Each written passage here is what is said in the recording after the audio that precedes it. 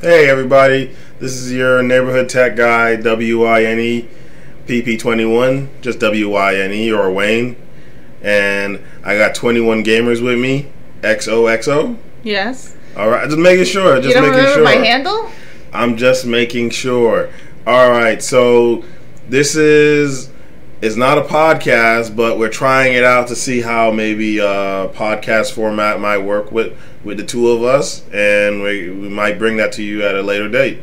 All right. We're talking today about the PS5 video blog release that they were talking about, some of the technical specs. So this is just sort of our reaction and our thoughts about it, and I think Wayne's was kind of disappointed today as a general. I was greatly disappointed because I at least thought they were going to show. They didn't even show the board, the motherboard, or anything that it was running with. So it just literally was just saying, "Oh, you know, we're introducing." What was it they said?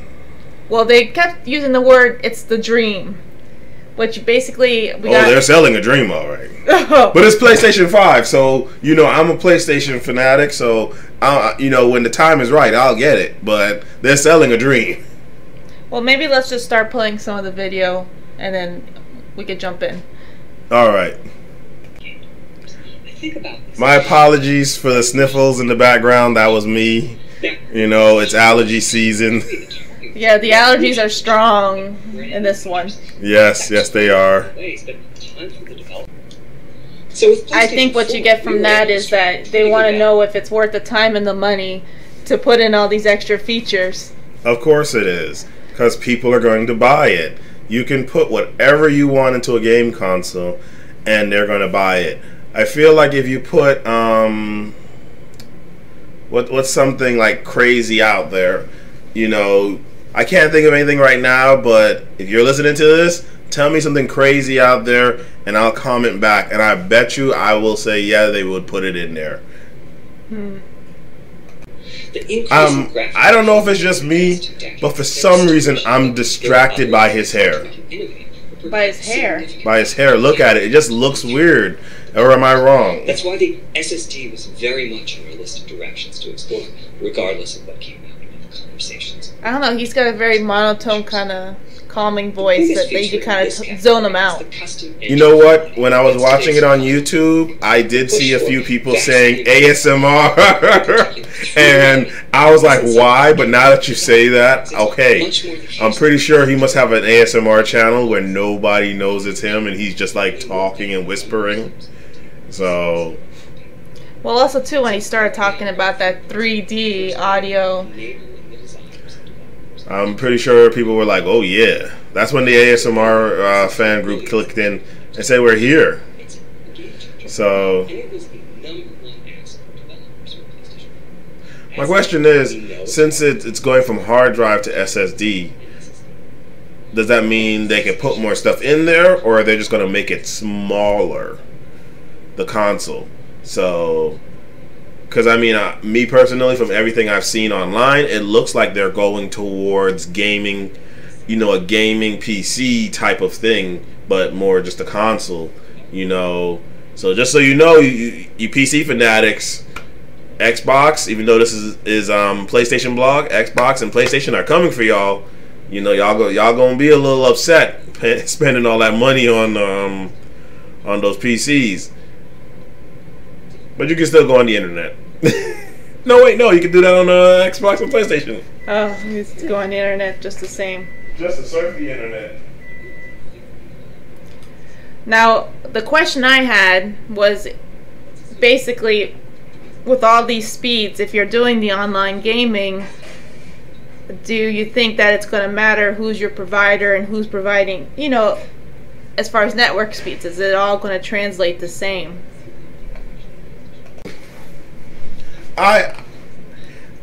I remember hearing something like years ago about like, oh, you know, companies partnering with, you know, service providers, but that didn't really go anywhere. But I don't think so. I think, you know, if your internet is crappy and you have a PlayStation 5 or a $5,000 PC, you're just looking for trouble. So, you know. All of that leads to the dream. What if we But if you got the better internet and you have it, I think it'll be a smoother transition as you're playing. What would change? Now, SSDs are.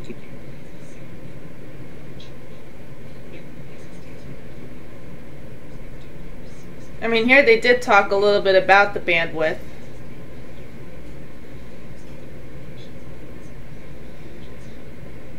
Just a little bit.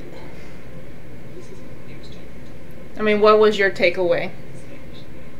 You think if your provider's not all that great, you're not gonna... It's not about your... Well, you also got to put your location, too. You know, if you're in an area where it's very rural, am I saying that correctly? Yeah, rural. Then your internet's probably already bad as it is, even if you have the best. So, you know, with these newer consoles, if you want to get the best, you might have to spend a little bit more on your internet.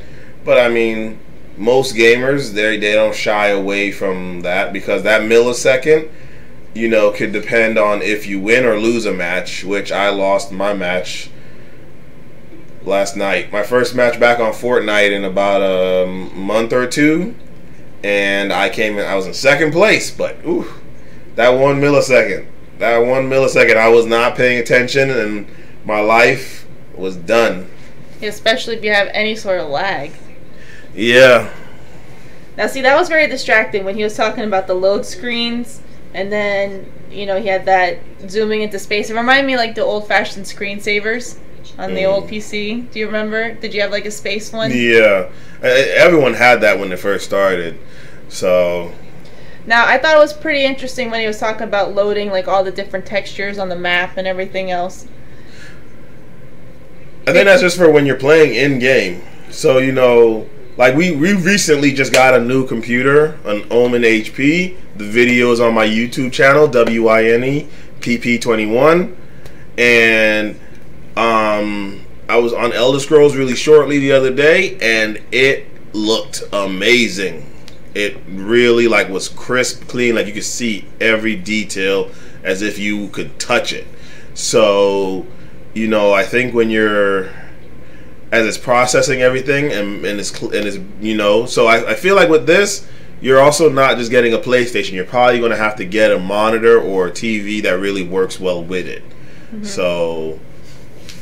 Yeah. Well, but the whole part about the maps and the loading and, you know, turning around, that'd be really great. That if, like, instantly you turn around, you're looking through something, that all the textures and all the, I forgot some of the other words he was using, but just everything kind of loaded instantly. And, you know, they gave that example with the Jack video game, like all some of these intricate maps, you know, that allowed more time for loading, and that you're not going to really... Yeah, I think he used the reference of Dead Space, and Dead Space was a good game and a good movie, or anime, I'm not sure, you know, if it's an anime but it's a movie, is it considered a movie or not, but yeah, you know, it is what it is.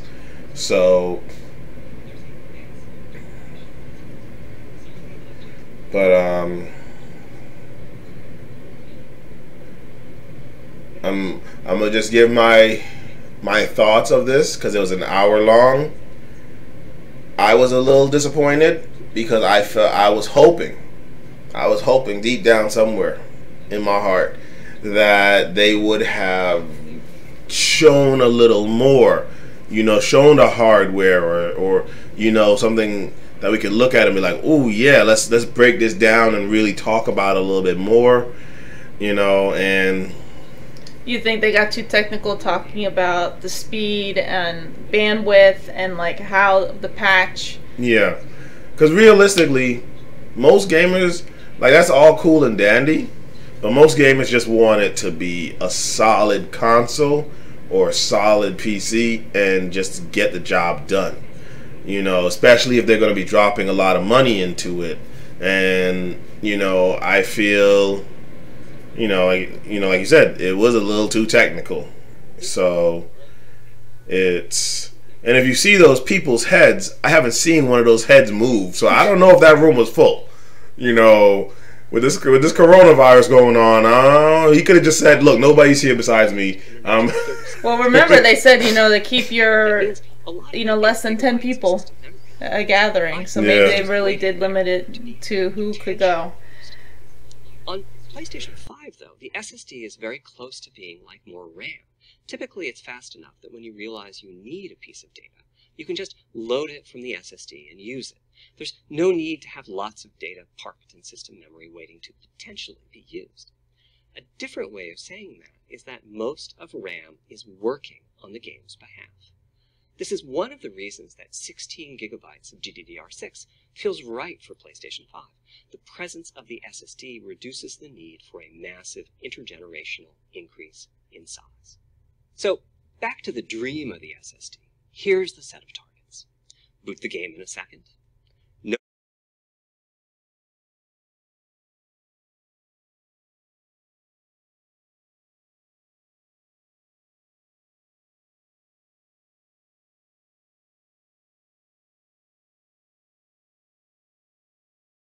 Dream. It's dream selling season, baby. Well, yeah, streaming would be great. The fast booting, no load screens. I mean, I think that would be awesome. I like a load screen. It gives me time to go grab a slice of pizza, grab a drink. I don't mind. You know, if it loads faster, fine. It is what it is. But, you know... Well, but I'm thinking if you're loading from one area to the next. So, like, you know, for example, when you were playing Fortnite last night, you know, you were taking helicopter rides or those balloon rides waiting for the game to start. Yeah. I wonder if you would see a faster transition, like you wouldn't need as much time. Most likely not. You know, but like I say, you know, with me, that's, you know, I have no problem with that because it allows you to run to the bathroom really quickly. You know, because if you're gaming... You know the struggle of you're in the game and you're trying to go and you're like, okay, I just got kicked out. Let me get ready to go right back in and let me run to the bathroom really quickly while this loads. You know, I don't think people are going to appreciate. Do you remember back in the days, like Crash Bandicoot, like, you know, you had to actually hit the save button and you had to wait for it to save, as opposed to now a lot of these games have the automatic checkpoints and the save screen. You know, like, it's automatically saving. You're not having to stop, save your game. So I think we're really moving towards that where it's less and less break time. So you're saying I'm going to have to use the bathroom before? I don't know how I feel about this. I have to stop fully and actually eat a meal and then go back in game? No way. Inform the GPU of the overwritten address ranges, and custom scrubbers in several dozen GPU caches to pinpoint evictions of just those address ranges. The best thing is, as a game developer, when you read from the SSD, you don't need to know any of this. You don't even need to know that your data is compressed. You just indicate what data you'd like to read from your original uncompressed file, and where you'd like to put it, and the whole process of loading it happens invisibly to you and at very high speed. Back to the dream. Thanks to all of that surrounding hardware, our 5.5 gigabytes a second really should translate into something like 100 times faster I/O than PS4, and allow the dream of no load screens and super fast streaming to become a reality. Having said that, expandability of our SSD is going to be quite important. Flash is costly, and you may very well want to add storage to whatever we put in the console. Now, the kind of storage you need depends on how you're going to use it. If you have an extensive PlayStation 4 library and you'd like to take advantage of backwards compatibility to play those games on PlayStation 5, then a large external hard drive is ideal. You can leave your games on the hard drive and play them directly from there, thus saving the pricier SSD storage for your PlayStation 5 titles, or you can copy your active PlayStation 4 titles to the SSD. If your purpose in adding more storage is to play PlayStation 5 titles, though, ideally you would add to your SSD storage. We will be supporting certain M2 SSDs. These are internal drives that you can get on the open market and install in a bay in the PlayStation 5. As for which ones we support and when, I'll get to that in a moment. They connect through the custom I/O unit, just like our SSD does, so they can take full advantage of the decompression, I/O coprocessors, and all the other features I was talking about. Here's the catch, though. that commercial drive has to be at least as fast as ours. Games that rely on the speed of our SSD need to work flawlessly with any M2 drive. When I gave the Wired interview last year, I said that the PlayStation 5 SSD was faster than anything available on PC. At the time, commercial M2 drives used PCIe 3.0, and 4 lanes of that cap out at 3.5 gigabytes a second. In other words, no PCIe 3.0 drive can hit the required spec. M2 drives with PCIe 4.0 are now out in the market. We're getting in samples and seeing 4 or 5 gigabytes a second from them. By year's end, I expect there will be drives that saturate 4.0 and support 7 gigabytes a second. Having said that, we are comparing apples and oranges, though, because that commercial M2 drive will have its own architecture, its own flash controller, and so on. For example, the NVMe specification lays out a priority scheme for requests that the M2 drives can use. And that scheme is pretty nice, but it only has 2 true priority levels. Our drive supports 6. We can hook up a drive with only 2 priority levels, definitely, but our custom I/O unit has to arbitrate the extra priorities, rather than the M2 drive's flash controller. And so the M2 drive needs a little extra speed to take care of issues arising from the different approach. That commercial drive also needs to physically fit inside of the bay we created in PlayStation 5 for M2 drives. Unlike internal hard drives, there's unfortunately no standard for the height of an M2 drive, and some M2 drives have giant heat sinks. In fact, some of them even have their own fans. Right now, we're getting M2 drive samples and benchmarking them in various ways. When games hit beta as they get ready for the PlayStation 5 launch at year-end, we'll also be doing some compatibility testing to make sure that the architecture of particular M2 drives isn't too foreign for the games to handle. Once we've done that compatibility testing, we should be able to start letting you know which drives will physically fit and which drive samples have benchmarked appropriately high in our testing. It would be great if that happened by launch, but it's likely to be a bit past it, so please hold off on getting that M2 drive until you hear from us. Okay, back to our principles. Balancing evolution and revolution is the second of them. This was definitely a recurring theme with the GPU. We need new GPU features and capabilities. If we only have more performance, it's not really a new generation of console. Of course, many of these capabilities result in more performance. That's part of why a PlayStation 5 teraflop is more powerful than a PlayStation 4 teraflop.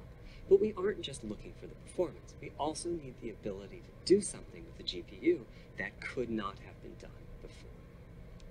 And we need higher performance per watt. Every time we double the performance of some GPU component, we don't want to find out we've doubled the power consumed and the heat reduced. But at the same time, we have to make sure the GPU can run PS4 games, and we have to ensure that the architecture is easy for the developers to adopt. Now, backwards compatibility was handled masterfully by AMD. They treated it as a key need throughout the design process. As our solution to adding new features without blindsiding developers, we made sure that if there were new significant features, it would be optional to use them. The GPU supports ray tracing, but you don't have to use ray tracing to make your game. The GPU supports primitive shaders, but you can release your first game on PlayStation 5 without making any use of them. Before I get into the capabilities of the GPU, I'd like to make clear 2 points that can be quite confusing. First, we have a custom AMD GPU based on their RDNA 2 technology. What does that mean? AMD is continuously improving and revising their tech. For RDNA 2, their goals were, roughly speaking, to reduce power consumption by re-architecting the GPU to put data close to where it's needed, to optimize the GPU for performance, and to add a new, more advanced feature set. But that feature set is malleable, which is to say that we have our own needs for PlayStation, and that can factor into what the AMD roadmap becomes. So collaboration is born. If we bring concepts to AMD that are felt to be widely useful, then they can be adopted into RDNA 2 and used broadly, including in PC GPUs. If the ideas are sufficiently specific to what we're trying to accomplish, like the GPU cache scrubbers I was talking about, then they end up being just for us. If you see a similar discrete GPU available as a PC card at roughly the same time as we release our console, that means our collaboration with AMD succeeded. in producing technology useful in both worlds. It doesn't mean that we as Sony simply incorporated the PC part into our console. This continuous improvement in AMD technology means it's dangerous to rely on teraflops as an absolute indicator of performance, and CU count should be avoided as well. In the case of CPUs, we all understand this. The PlayStation 4 and PlayStation 5 each have 8 CPUs, but we never think that meant the capabilities and performance are equal. It's the same for CUs. For one thing, they've been getting much larger over time. Adding new features means adding lots of transistors. In fact, the transistor count for a PlayStation 5 CU is 62% larger than the transistor.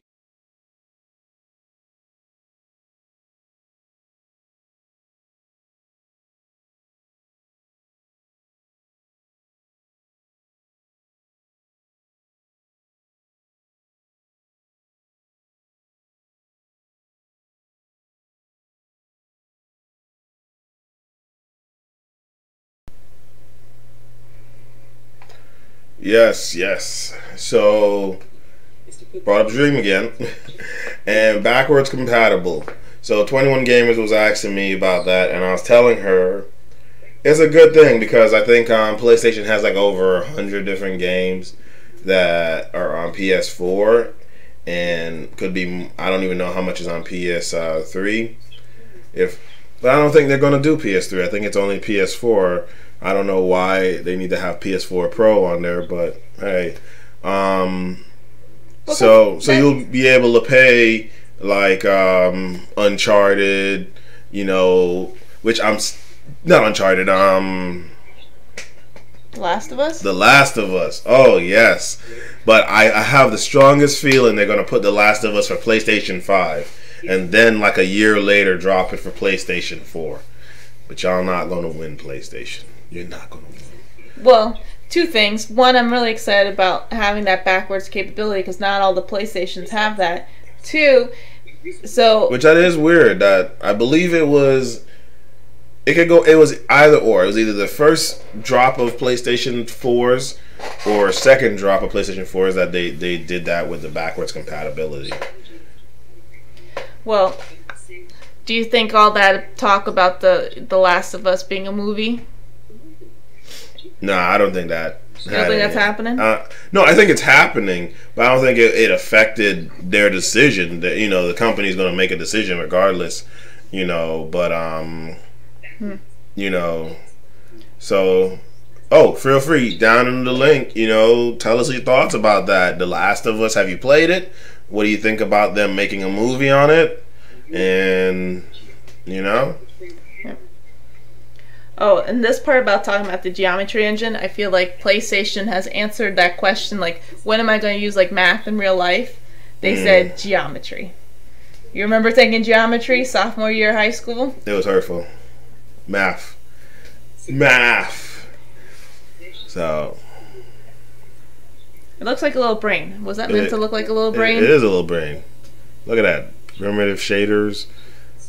That's the brain they're talking about. They know. They hired scientists. They hired everyone who they needed to. So how do we get people to enjoy this console more than anything else? So